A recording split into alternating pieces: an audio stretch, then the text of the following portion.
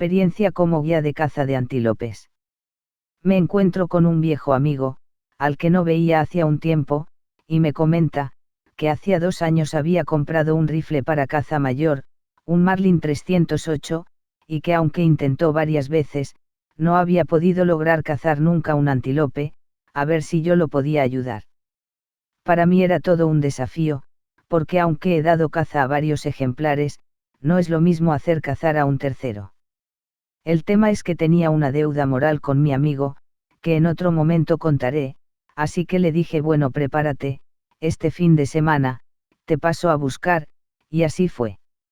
Decidí llevarlo a un campo, donde había andado cazando jabalíes unos días atrás. En ese momento había visto una manada con un par de machos que a mí no me llamaron mucho la atención, pero para alguien que recién comienza, eran un muy lindo trofeo. El lugar es bastante quebrado, con grandes médanos, por lo cual pensé que sería más fácil para el acercamiento, intentando escondernos detrás de estos.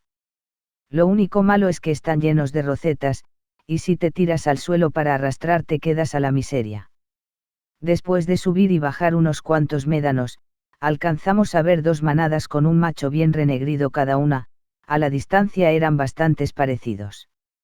Elegimos cuál sería al que le hacemos el rececho, comenzamos a acercarnos por los bajos, faldeando las lomas y mirando de vez en cuando, por si se cambiaban de lugar, cosa bastante común en estos animalitos que tienen un sexto sentido, para rajarse cuando hay peligro.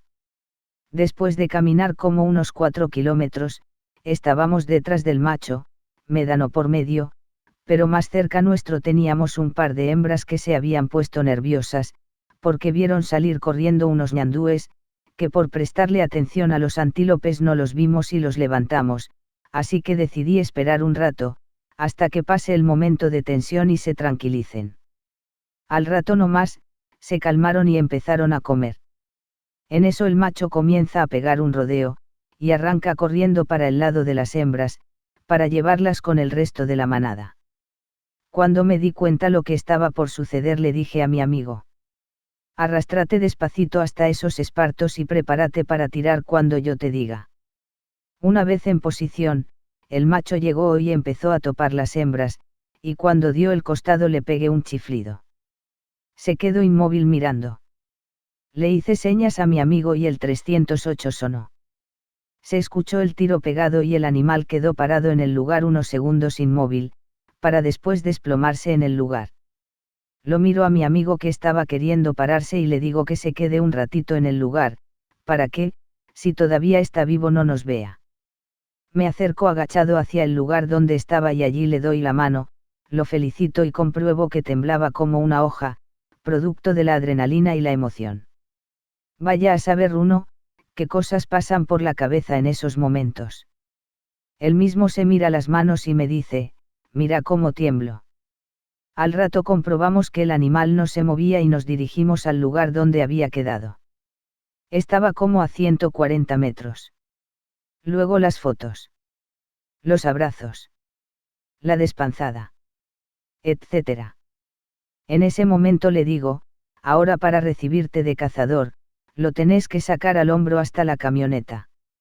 De la alegría que tenía, se lo cargó encima, y recorrió los 4 kilómetros, que nos separaban de la chata. En la mitad del camino. Me propone despostarlo, y le toqué la moral diciéndole que si lo despostamos, su hijo y su señora, no podrían apreciar la hermosura del animal. Entonces, arrancó de nuevo. Ya una vez en su casa. Aprovechó la carne hasta de la cabeza, para hacer con ella, como si fuera queso de chancho, pero esta vez sería de antílope. Bueno, acá les dejo algunas fotos y perdonen si los aburrí. Necesitamos saber, ¿qué te pareció este relato? Déjanos tus comentarios, abajo en la descripción del vídeo, y contanos tu opinión. Si te gustó este video, dale a me gusta. Suscríbete, y dale a la campanita, así te avisamos cuando se estrene uno nuevo.